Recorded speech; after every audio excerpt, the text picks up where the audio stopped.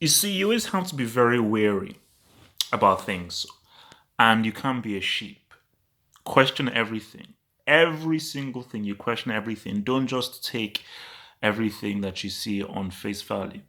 I have never, ever, since the Eric Garner thing, since Lolo Castile, I've never, ever posted a tweet with hashtag Black Lives Matter. I've never done it because I always say again, same thing as like with it's similar to the whole Martin Luther King thing. I know racist people who love Martin Luther King, and I know racist people who have said racist things who quote Martin Luther King to me. Same thing of like I know racist people, kind of I like a kind of Suarez or a John Terry, who are saying Black Lives Matter. So what does that mean? Because again, what does a hashtag mean? Because my thing with Black Lives Matter is I am with the idea. And the idea is, which is what is sweeping through with these protests, is that no, the black life is just as important as the white life. It's all the same. The white life isn't more valuable than the black life, but the way in which things are done, especially with regards to police enforcement, in media, in sports, and everything, is the black life isn't worth that much. It's at the bottom. So I am with that. Like, no. Like, no, respect black life.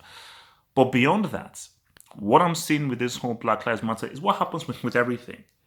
The movement becomes an organization, the organization now becomes an institution. And with every institution, there are leaders, there are those in power, and then when you bring in power, those people they abuse that power. So I'm just wary with attaching myself with BLM and Black Lives Matter and so forth because many people can co-opt it. Hashtag Me Too was started by a black woman, Tamara Brock. Now it's been co-opted by rich, upper middle class white women from Hollywood. So that's where I stand. I am with the ideology of Black Lives Matter. I'm with that ideology. But beyond that, I am just sitting back and just looking and watching. Is someone funding this? Is someone benefiting from this?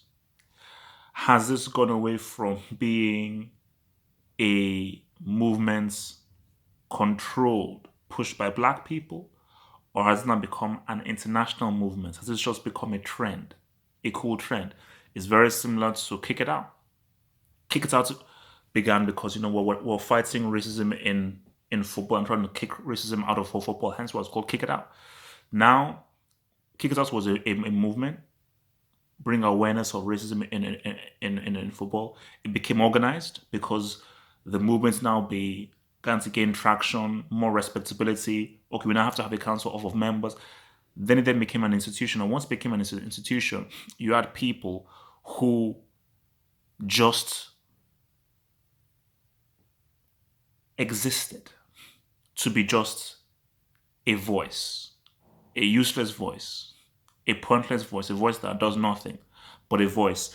And then that institution gets freebies, gets invited to special events, perhaps gets first class tickets, and perhaps gets, into specific rooms that otherwise they wouldn't have been able to. That's the institution. I don't do institutions. I don't. I'm a wolf. I'm a lone wolf. I don't follow rules of an institution. That's not how I roll. I'm always with a movement because a movement is about trying to change things, and a movement is about as an individual I can come in and be part of that whole thing. But an institution requires me to be at the behest and under the power of an individual, of someone, and I know that someone is abusing that power.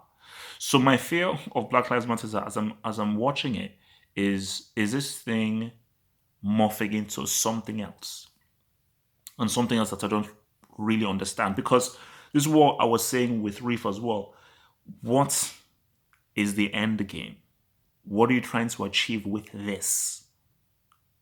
What are you trying to achieve with this? It can't just be a thing of Black Lives Matter, black. Because what I'm seeing now, because again, remember, it started off as no, respect the black life, respect the black life, respect the black life. Enough is enough, respect of the black life. That's what it started as.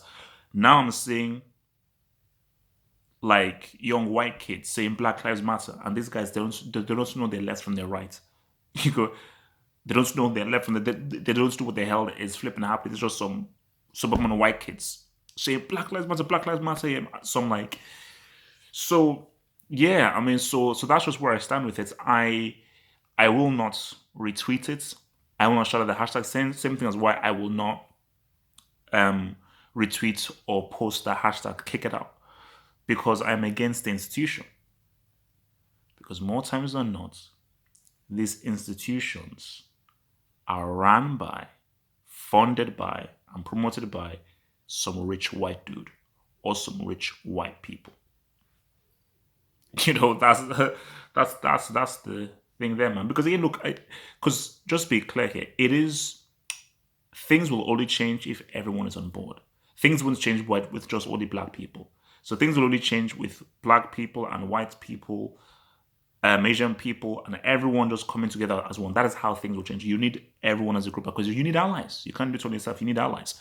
But you're always wary of those rich, powerful, racist, cunning, manipulative people who will co-opt a movement, co-opt an organization, and manipulate those people within that organization and put specific people as heads of that institution because they are puppets and they can control them.